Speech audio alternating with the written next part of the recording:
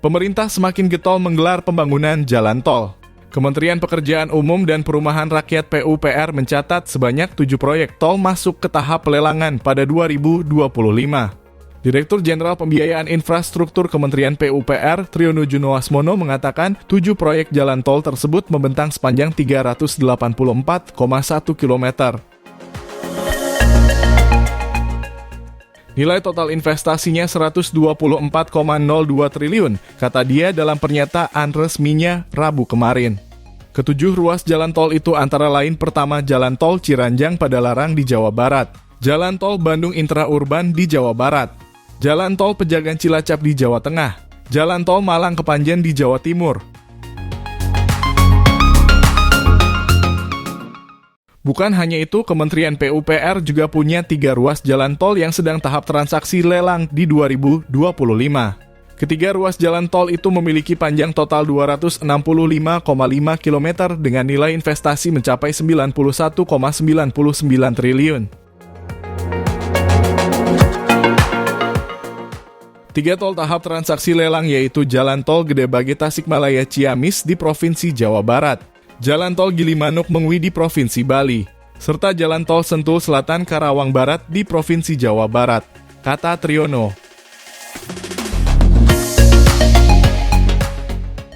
Berdasarkan data Badan Pengatur Jalan Tol BPJT Kementerian PUPR, ketiga ruas tol tersebut sudah dilelang pada tahun ini.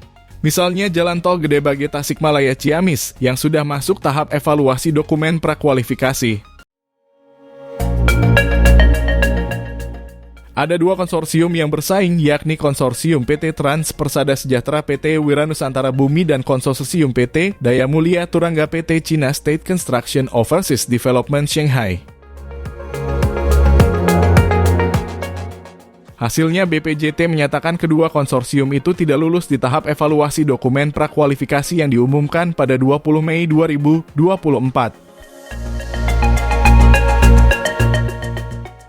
Iwal rencana pemerintah melelang 7 ruas tol pada tahun depan, Asosiasi Jalan Tol Indonesia meminta pemerintah mampu meyakinkan investor terlebih dulu terkait kelayakan bisnisnya.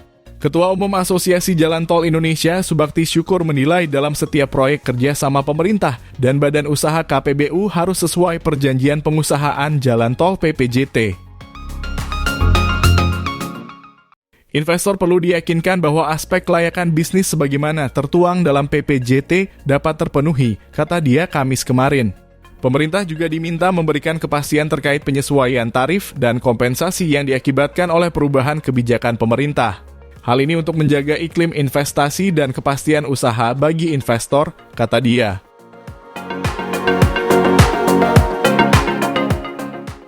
Pengamat transportasi dan tata kota Yayat Supriyatna berpendapat sebelum menetapkan lokasi proyek tol, pemerintah perlu mempertimbangkan rencana pembangunan di wilayah sekitar. Hal ini agar perekonomian setempat mampu terdongkrak dengan kehadiran tol tersebut. PR terbesar adalah pada kajian dan ada kepastian juga komitmen pemerintah untuk membangun kawasan ekonominya, ucap dia kemarin. Pasalnya, tidak semua jalan tol punya potensi pasar tinggi. Yayat mengungkapkan berdasarkan pengalaman pada ruas jalan tol Manado Bitung yang dinilai sepi kendaraan. Hal itu lantaran komitmen membangun kawasan ekonomi dan industri di wilayah sekitarnya tak terwujud. Sementara Direktur Utama PT Jasa Marga Tbk JSMR Subakti Syukur bakal melakukan kajian terlebih dulu sebelum mengikuti lelang jalan tol tersebut. Saat ini JSMR masih menggarap 5 proyek jalan tol di mana mereka menjadi pemegang saham mayoritas. JSMR perlu mempertimbangkan kekuatan finansial bukan hanya jangka pendek, namun juga untuk jangka panjang. Nah, itulah informasi 7 ruas tol yang akan dilelang di 2025. Ikuti terus update terbaru informasi jalan tol hanya di channel Tolku. Sampai jumpa di informasi tol lainnya. Jangan lupa support kami dengan like video ini dan subscribe channel Tolku ini. Terima kasih.